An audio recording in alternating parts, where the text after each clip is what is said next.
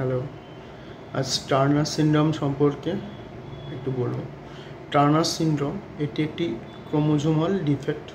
এর ফলে দেখা যায় যে কিনা মেয়েরা জন্মগ্রহণ করে একটা কম এক্স ক্রোমোজোম নিয়ে, যার ফলে তাদের শরীরে টোটাল ক্রোমোজোমের সংখ্যা 45টে হয়ে থাকে। এবার টার্নার সিনড্রোম যে সমস্ত মহিলাদের আছে তাদের শরীরে বা তাদের ফিজিক্যালি কিছু পরিবর্তন দেখা যায় নর্মালদের থেকে।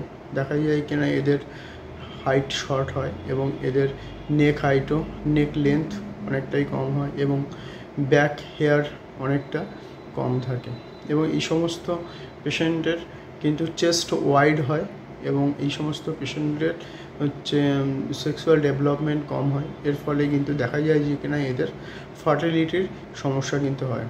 তাই এরা যখন বাচ্চা গ্রহণ করার চেষ্টা করে তখন কিন্তু সহজে এদের বাচ্চা আসে না বা প্রেগন্যান্সি আসে না।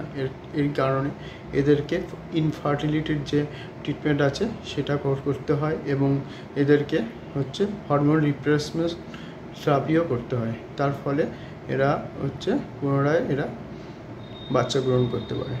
ধন্যবাদ সঙ্গে থাকার জন্য। বাই।